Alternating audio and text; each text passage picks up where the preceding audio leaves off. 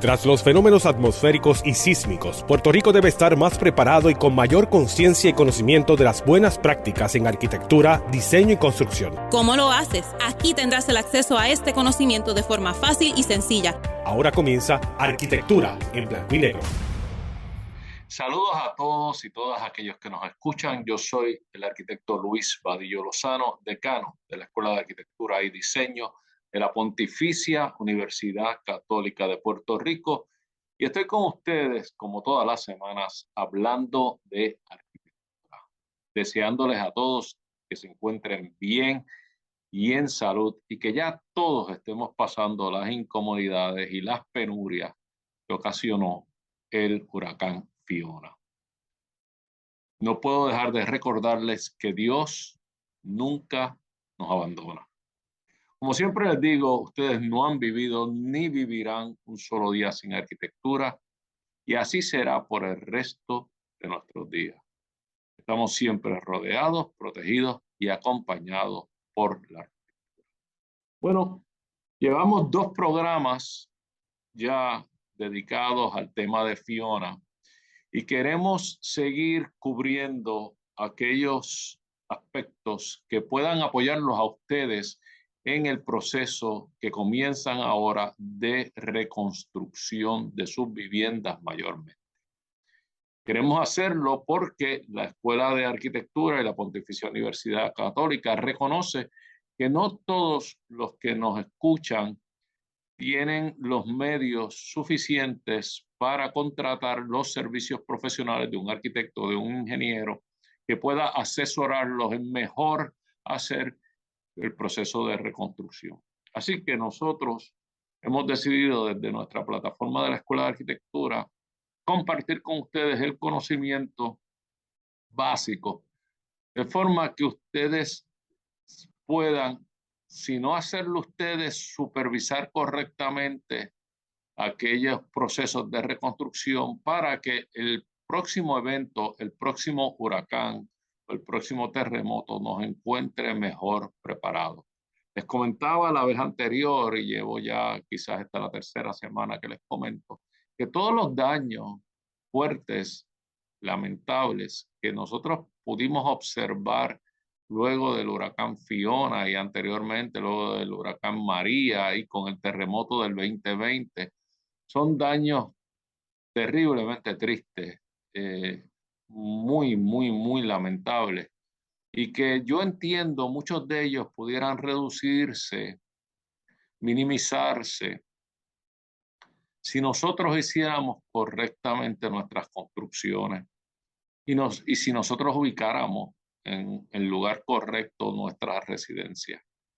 Comentaba que con simplemente observar las fotos, aquellos de nosotros que conocemos del diseño y de la construcción, con simplemente observar las fotos de los daños en muchas de las residencias, es fácil adivinar que hay una ausencia en muchos de ellos de detalles adecuados y de selección de materiales adecuados y de empleo de los métodos adecuados, que de haber ocurrido, de haber estado ahí, la residencia hubiese tenido mucha mayor capacidad de responder ante el evento y de proteger vida y propiedad. Lamentablemente, en muchos de los casos no fue así, y es por eso que nosotros estamos aquí, para compartir esos conocimientos libres de costo. De hecho, aprovecho para decirle que la Escuela de Arquitectura y la Clínica de Asistencia Arquitectónica ha organizado estos seminarios ya de presencia física, donde aquel que esté interesado puede asistir y recibir mucha de esta instrucción básica de parte de nuestros profesionales, de nuestros profesores, y estar en la libertad de hacer preguntas y aclarar dudas, etcétera. Esos seminarios los hacemos precisamente conscientes de que hace falta esta educación sobre los medios constructivos, que son libres de costo y abiertos al público en general. Pero aquellos de ustedes que no puedan asistir, tomen nota, como les dije la vez pasada, y continuemos con nuestra clasecita de estos métodos y de estas técnicas que pueden ayudarles a ustedes a estar mejor preparados. Empezamos la vez pasada, y déjenme compartirles unas imágenes déjenme buscarla por acá, con la ubicación, y no voy a detenerme mucho en esto, pero y deben de estarlo viendo ahí, pero quiero que repasarlo brevemente por si acaso alguno de ustedes no tuvo la posibilidad de tomar notas al momento, o si alguno de ustedes no ha tenido la posibilidad de ver el programa. Rápidamente, aquí tenemos las distintas ubicaciones. Muchas de las pérdidas que nosotros pudimos ver fue por ubicaciones erróneas o a la ribera de los ríos o de las quebradas en áreas inundables, donde se perdieron casas completas en hormigón, que uno las puede ver completita la casa, sumergida en agua o vuelta como si fuera una caja de zapatos, o en las laderas de las montañas que se cayeron. Bueno, por eso ya lo comenté en el programa anterior. Esto es un río típico de Puerto Rico, porque en Puerto Rico pues no tenemos ríos muy grandes ni caudalosos, o sea que son pequeños y son lo que se dice sinuosos o curvos, ¿verdad? Y aquí teníamos las ubicaciones donde habíamos dicho que de estas 5 ubicaciones, la ubicación A es la ubicación superior, seguida por la ubicación C, luego la D, luego la B y finalmente la E. La E es la peor de las ubicaciones. Y decíamos que es la peor de las ubicaciones porque les compartí esta imagen también, cuando viene el flujo del agua en las curvas que son tan comunes en nuestros ríos, ¿verdad? En nuestras quebradas, el choque, el golpe mayor del agua es en esa esquina, en ese codo que podemos ver ahí en la parte superior, y ahí es donde va a estar ocurriendo la mayor erosión de tierra. Por lo tanto, si su casa se ubica en una condición como esa, créame, está en el peor de los lugares. Es mejor buscar un lado recto del río, de la quebrada, aunque nada es garantía cuando está muy cerca de las quebradas o de los ríos, porque nuestros ríos y quebradas son lo que se llaman temporales o seasonal en español, en inglés. Quiere decir que cuando llueve aumentan de manera exponencial sus caudales de agua. Habíamos visto también otra condición. Estoy yendo bien rápido porque esto lo habíamos comentado en el programa anterior y quiero lograr salvar tiempo para el tema nuevo de hoy. Habíamos comentado cómo la ubicación en la ladera de la montaña, en vez de hacerlo como típicamente se hace en Puerto Rico, que es una plataforma de suelo con unas columnas altas, debiera preferiblemente continuar o seguir o apegarse lo más posible a la ladera, de manera de que evitemos esas grandes columnas que no son buenas ni para los huracanes o grandes lluvias donde se puede ir el terreno debajo de las columnas y de los cimientos de las columnas, ni para los terremotos tampoco, porque las columnas esas resultan sumamente esbeltas. Una construcción de este tipo es mucho más segura. Si no pudiese ser así, vimos que había la alternativa de poner columnas, pero procurar que la casa siempre fuera escalonando de manera de que las columnas sean más cortas, menos esbeltas. Eso es una manera de dar mayor estabilidad. Habíamos hablado de las montañas, habíamos mencionado y explicado lo que son estas líneas curvas que vemos, que representan los distintos niveles. Es una manera esquemática de representar los niveles, y habíamos dicho que el esquema de la izquierda es superior al esquema de la derecha, donde el esquema de la izquierda se trata de trabajar con el terreno tal y como está, buscando un lugar relativamente plano y no necesariamente cortando el tope de la montaña como hacemos tantas veces aquí en Puerto Rico y cómo se representa en el esquema de la derecha, que es un corte del tope con unos taludes que se producen alrededor de la casa. Pero ¿qué sucede? Que esos taludes son material inestable y por lo tanto en fuertes lluvias puede lavarse ese material, por decirlo de alguna forma, y entonces empieza a afectar también los bordes del material existente hasta llegar a la casa que está extremadamente cerca del borde y eventualmente tener pérdida de propiedad en esta condición. Habíamos hablado también de que diferente a cómo se hace en Puerto Rico, que normalmente se hace según el esquema de la derecha, donde vemos la residencia puesta perpendicular a la caída del terreno, porque esas líneas de nuevo de contorno lo que representa es precisamente la caída del terreno y que crea obviamente debajo de la residencia columnas y demás para poderse apoyar. Es preferible hacerlo a lo largo de las líneas de contorno, reduciendo así las alturas entre el piso o el suelo o el terreno y el nivel o la plataforma del piso de la casa.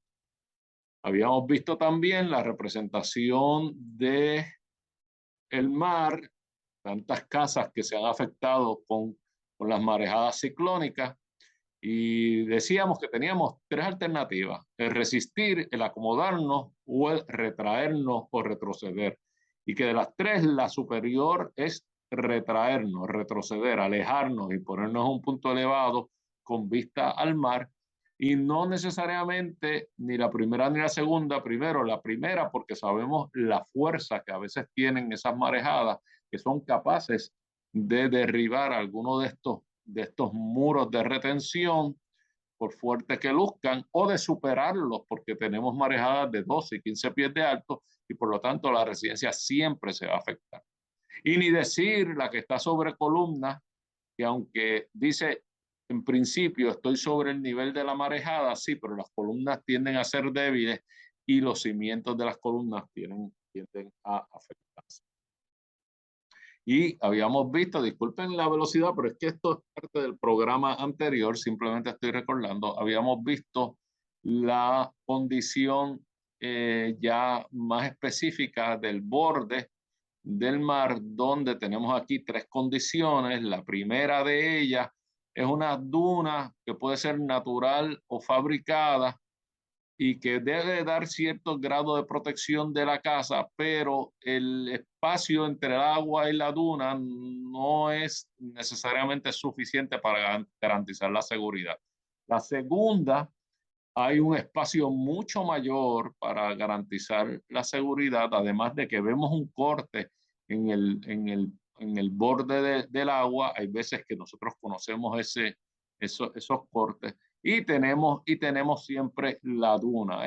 Esa condición es un poco más segura, pero la mejor de todas las condiciones es la condición inferior, la que se ilustra en la condición inferior, donde el nivel del mar está bajo, donde tenemos algún margen de seguridad, pero además tenemos una duna natural. Una duna natural es una buena indicación, porque quiere decir que se ha formado debido a que el viento y el agua permiten que ocurra, o sea que hay una protección natural y una duna adicional que nosotros podríamos construir o que quizás de alguna manera lo tenemos. O sea que el esquema de abajo es el más seguro de todo.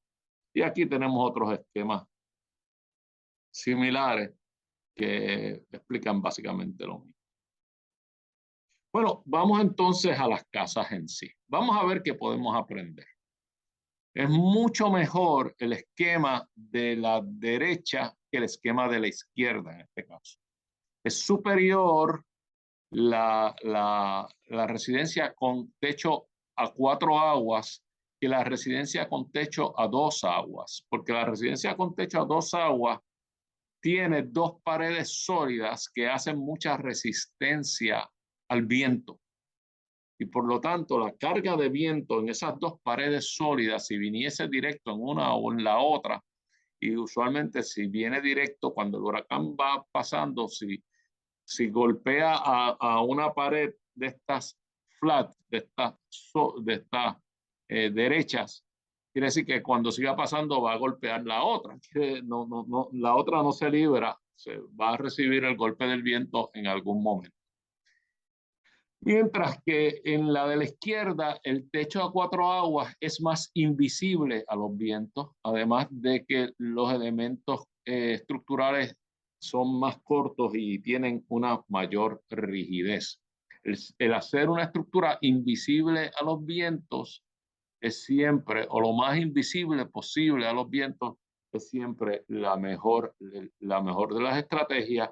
Y ciertamente un techo a cuatro aguas supera por mucho un techo a dos aguas.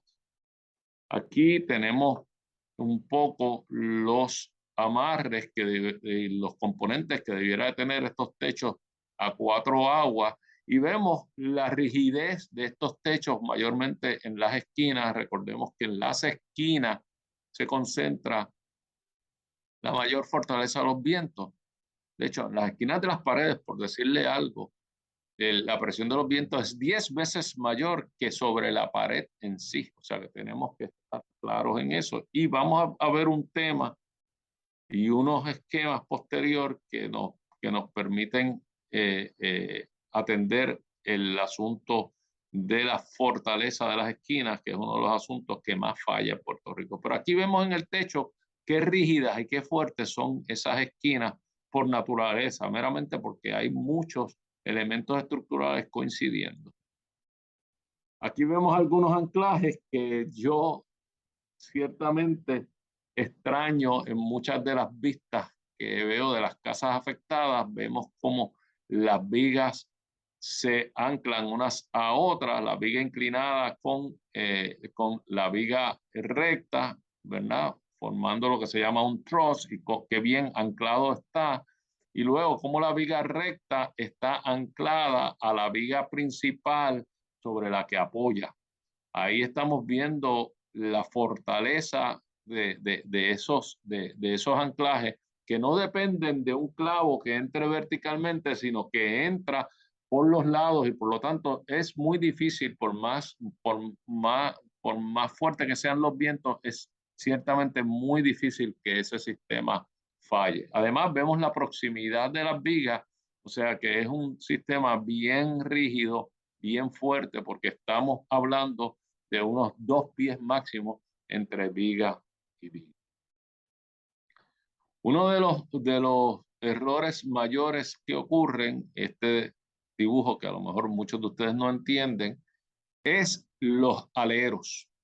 Los aleros, hay diseños, hay casas que las hacen excesivamente largos, no deben de ser de más de 1,5 pies de longitud, más de 18 pulgadas de longitud, y no deben de ser huecos, porque se deben de tapar con un sófito, porque de esa manera el viento no puede entrar tanto en la estructura y hacer tanta presión sobre los componentes principales. Pero no dejemos de ver los amarres que tiene horizontal agarrando las vigas y cómo todo lo demás sigue amarrado a las vigas esas que ya de por sí están amarradas.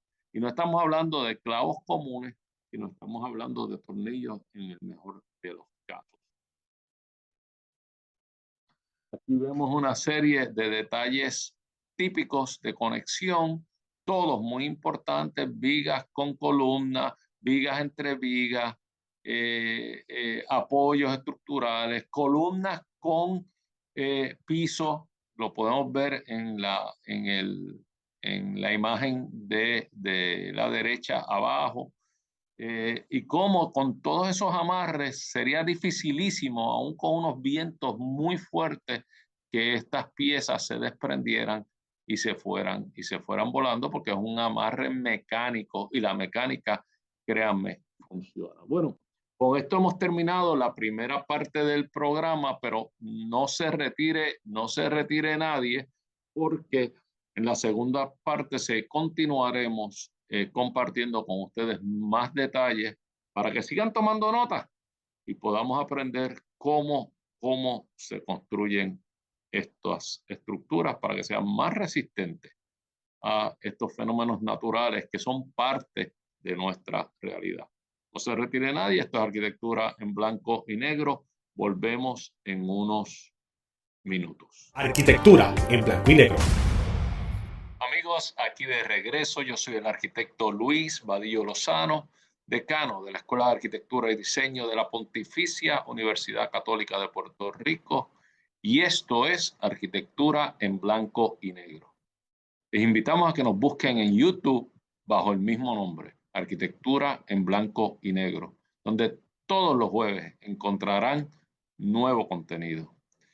En este programa compartiremos con ustedes conocimientos de esta bella profesión de la arquitectura, aquellos que les sirvan para evaluar, observar, saber exigir y saber apreciar la buena arquitectura.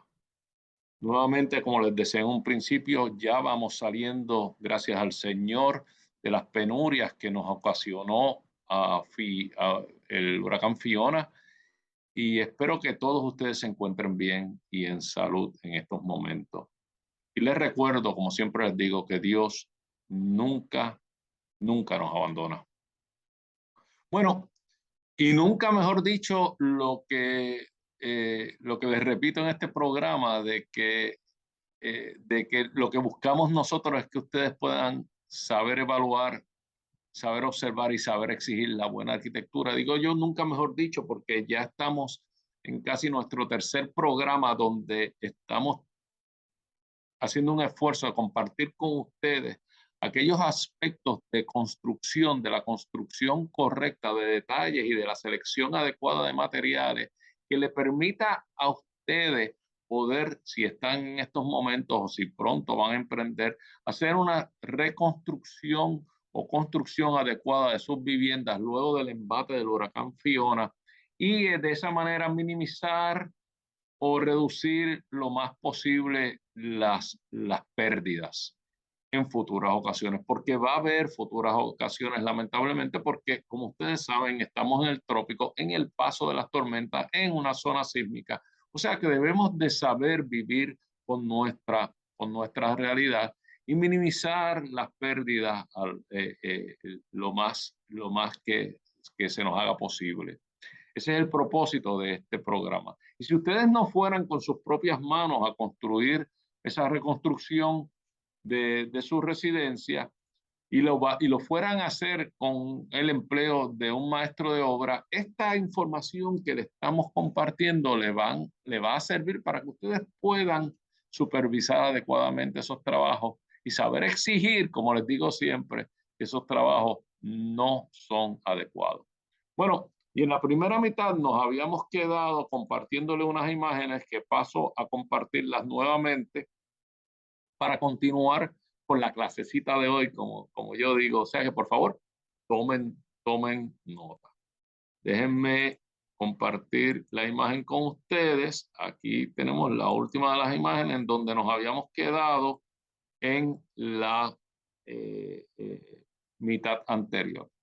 Son las conexiones típicas entre los distintos componentes, las vigas, las columnas, las vigas de apoyo, las columnas y los cimientos de una estructura o una casa típica de madera. Vamos a entender por qué son importantes estas conexiones. Son importantes porque la madera, al igual que el acero, la madera es un tipo de estructura que son componentes sueltos que uno tiene que buscar la manera de darle rigidez, darle un amarre lo suficientemente rígido para que esos componentes sigan trabajando en conjunto y no que se vaya, como sucede tantas veces con los vientos, cada uno por su lado y dejen de funcionar como debieran de funcionar. Mientras las cosas están tranquilas o mientras los vientos son suaves, un clavito, un tornillo hace el trabajo, pero cuando los vientos aumentan, el clavo no hace el trabajo. No lo hace por dos razones. Primero, porque el clavo depende de fricción y esa fricción no es suficiente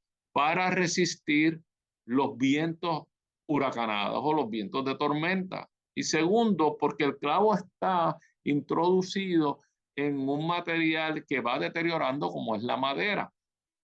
Por lo tanto, si hace alguna fricción buena al principio, cuando la madera es nueva, esa fricción se va perdiendo incluso, aunque no es suficiente, pero se vuelve más ineficiente aún cuando la madera deja de apretar bien el clavo. Es por eso que necesitamos de todos estos amarres mecánicos que no dependen de la fricción del clavo. O sea que ahí es la razón para incluirlo. A mí me gusta llamar mucho la atención sobre todos ellos, pero particularmente sobre el que ocurre en la esquina inferior derecha, que es el amarre de las columnas, por decirlo de alguna manera, o de los componentes verticales, con el piso y la viga de cimiento, si se puede decir de alguna manera, de la residencia. Así sabemos que todo queda amarrado, los techos con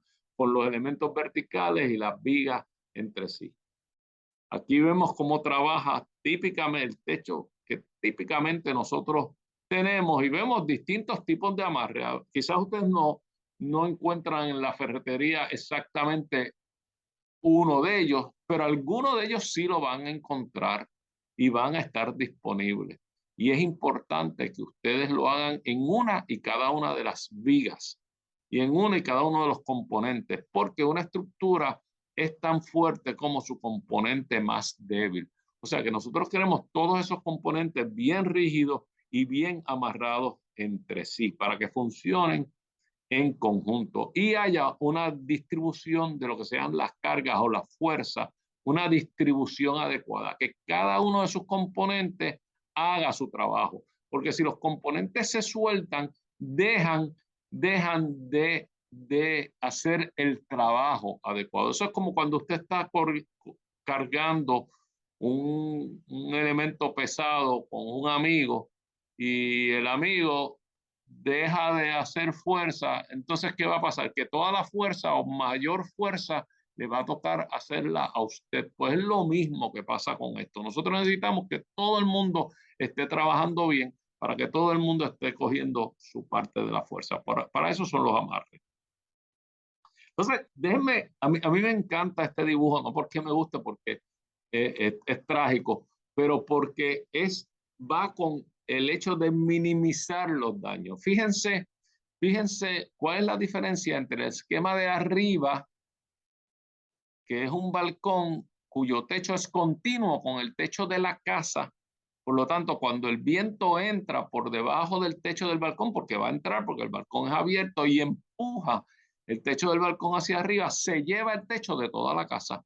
Eso es un error bien común en Puerto Rico. Es mucho mejor detalle el esquema de abajo, donde el techo no es continuo con el techo de la casa, no lo es. Por lo tanto, cuando el viento entra por debajo del techo del balcón, sí hace daño. Por eso yo digo que siempre va a haber pérdida, pero no se lleva el techo de la casa, se lleva el techo del balcón. Y el techo de la casa queda intacto. Si ustedes miran las construcciones viejas de madera en Puerto Rico, ustedes van a darse cuenta que no cometen el error que se está cometiendo tantas veces ahora. Y los techos de los balcones y los techos de las terrazas eran independientes.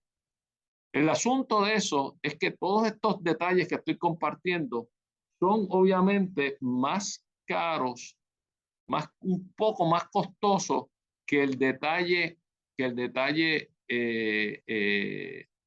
que se está haciendo. Por ejemplo, no poner los amarres de acero es menos costoso que poner los amarres. Y entonces el maestro de obra que le cotizó su casa, a lo mejor dice, no, yo te pongo unos clavos y esos clavos quedan fuertes, o yo te pongo unos clavos con los ribs, con aristas, y esos clavos no hay quien los saque. Sí, los saca un huracán. O es más fácil poner un techo continuo que poner dos techos individuales. Es más económico porque uno sigue las vigas.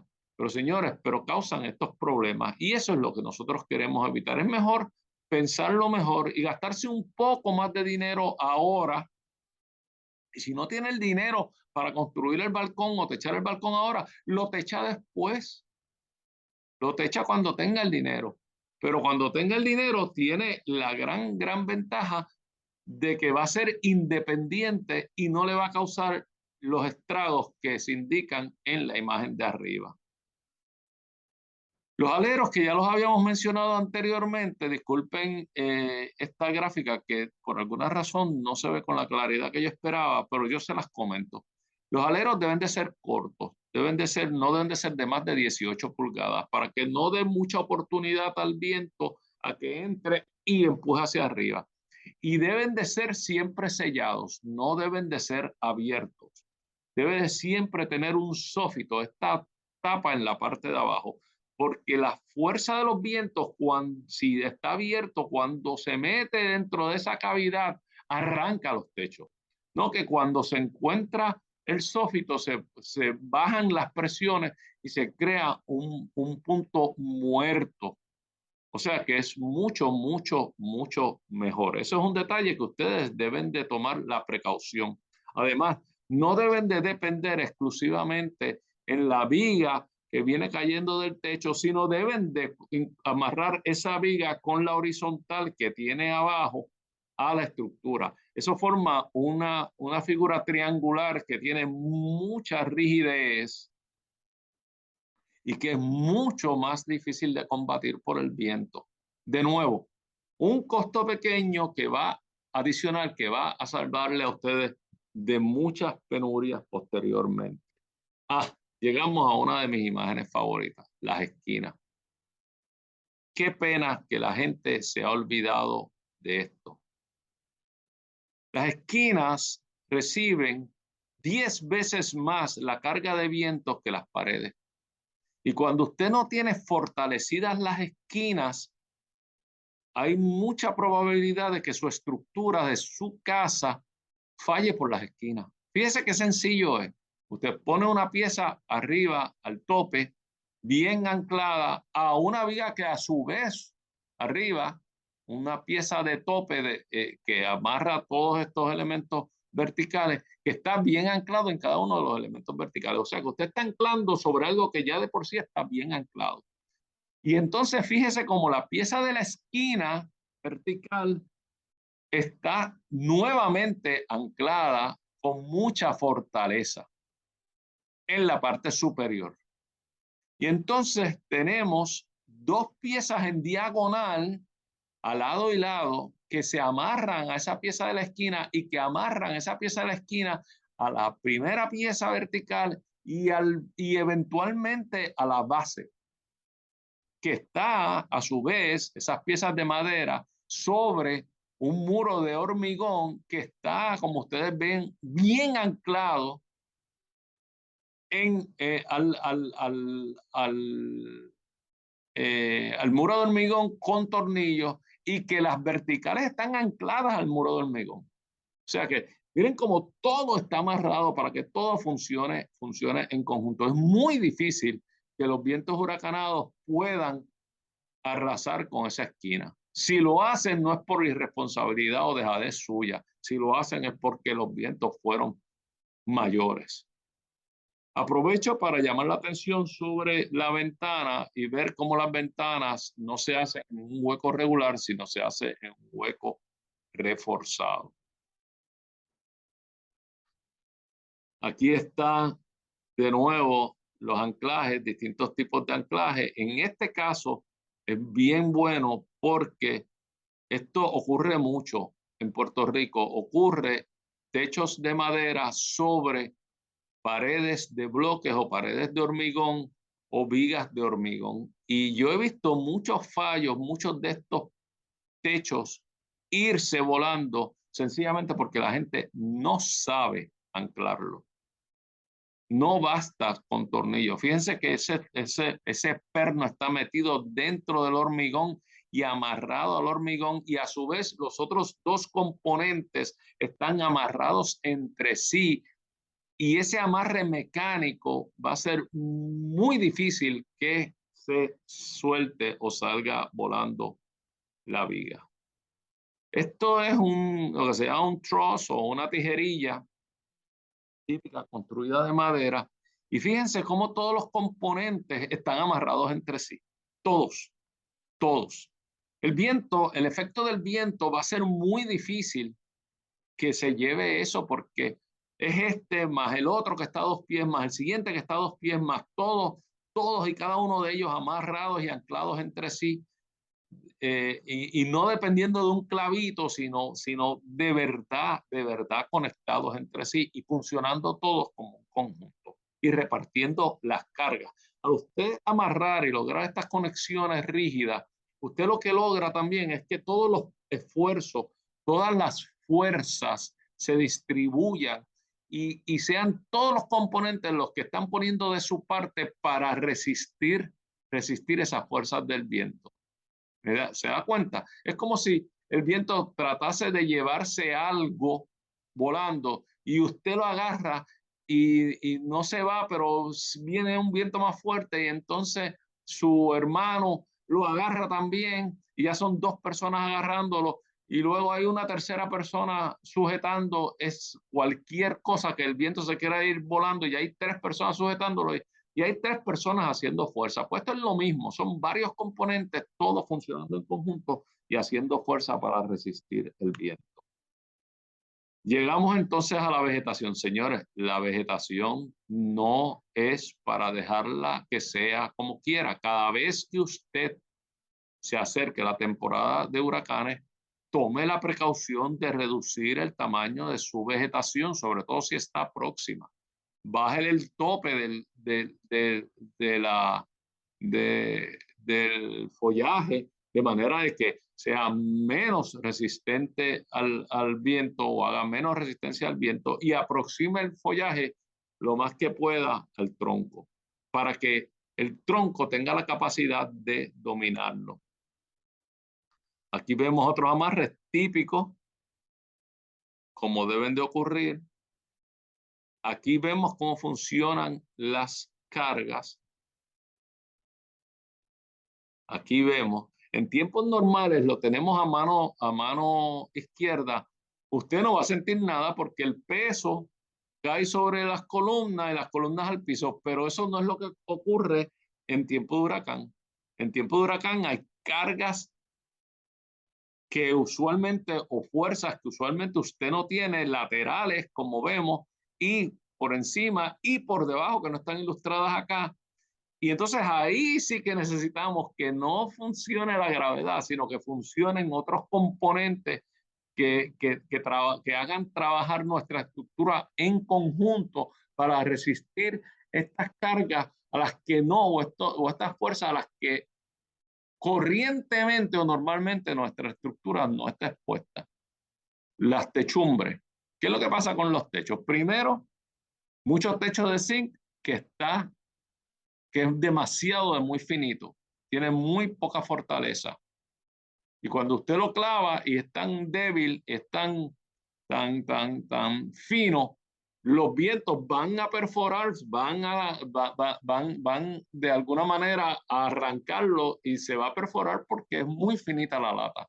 Y segundo, porque la gente no hace el solape lo suficiente para ahorrarse, de nuevo, para ahorrarse unos centavos, solapan solamente una vez en vez de 2 domos o 3 domos como está indicado. Mucho ojo con su maestro de obra, mucho ojo porque aquí hay economías para su maestro de obra y hay costos grandísimos para usted y son cosas de las cuales no se dan cuenta.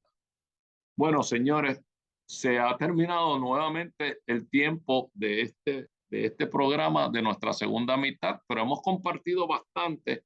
Disculpen que vaya tan rápido, pero es que es mucho material. Aquellos de ustedes, nuevamente, que esto sea demasiado muy rápido, los invitamos a que participen de los seminarios donde compartimos estos y otros conocimientos con mucho mayor detalle y mucho mayor tiempo y pueden ciertamente adquirir unos conocimientos que, como les dije, van a salvar vidas o pueden salvar vida y propiedad y pueden reducir los daños. Hasta aquí, Arquitectura en Blanco y Negro esta semana. Los invito a que se conecten con nosotros la próxima semana, donde estaremos redondeando todas estas ideas ya. Y les pido que por favor se mantengan bien y en salud. Yo soy el arquitecto Luis Vadillo Lozano. Nos vemos la próxima semana. Gracias. Todos vivimos en sintonía con la arquitectura. Queremos escuchar tus ideas, dudas y preocupaciones. Escríbenos a arquitecturaenblancoynegro@pucpr.edu. Arquitectura en Blanco y Negro es una producción de la Pontificia Universidad Católica de Puerto Rico.